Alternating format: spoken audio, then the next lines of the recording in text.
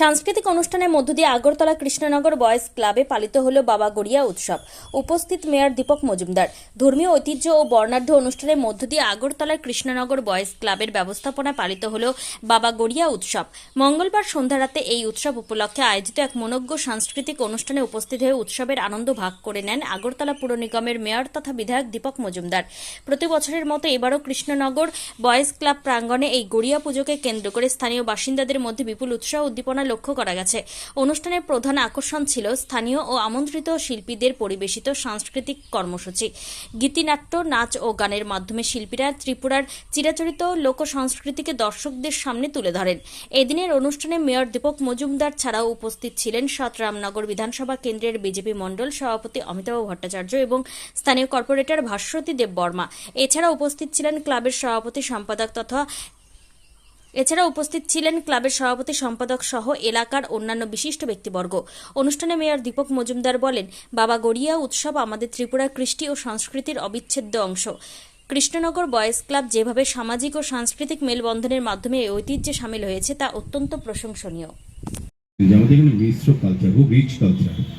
আমাদের জাতি জনজাতি সম্প্রদায়গত আমরা থাকে না, আমরা সমস্ত অনুষ্ঠান সকলের অংশগ্রহণ করি এবং এখন প্রায় ক্লাবে, আজকে আমি দেখেছি আগরতলা শহরে অনেকগুলি ক্লাবে, এখানে শুধু জনজাতি থাকে এরকম বিষয় না, কিন্তু সাধারণ অন্যান্য জাতির অংশ সম্প্রদায়ের লোকও থাকে, কিন্তু সবাই কিন্তু এখন এই গড়িয়া পূজা ক্লাব ভিত্তিক করা হচ্ছে।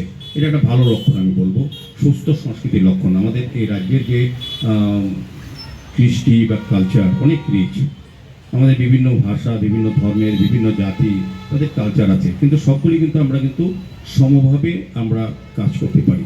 আমি বলবো যে 2018 সালে আমাদের সরকার আসার পর, ভারতীয় জনতা পার্টির নেতৃত্বে সরকার আসার পর যার যার ধর্ম, যার যার কর্ম করার একটা মহল তৈরি হয়েছে। আর এই ধরনের অনুষ্ঠান যত বেশি আমরা করব সকলে মিলে, ততে এই জায়গাটা আরও সমৃদ্ধ হবে। আমাদের জাতিগত বা সম্প্রদায়গত যে বিভেদ বা ছিল, সেটা কিন্তু এখন এই রাজ্যে নেই। এই রাজ্যে কিন্তু আমরা সবাই মিলে সমস্ত সমস্ত পুজো অর্চনা, সমস্ত সামাজিক মাঙ্গলিক আমরা অংশগ্রহণ করে থাকি। কাজে এই গড়িয়া বাবা পুজো উপলক্ষেও আমি দেখেছি সারা রাজ্যের সঙ্গে যথেষ্ট উৎসব উদ্দীপনা এবং শ্রদ্ধার সহিত বিভিন্ন জায়গায় সমস্ত অংশ মিলে এই পুজো অর্চনা করছেন। আগামী দিনেও কেবিসি ক্লাব আরও অন্যান্য সামাজিক দায়িত্ব, সামাজিক কর্তব্যের সামনে যে কাজগুলি করেন বছরব্যাপী, তার সঙ্গে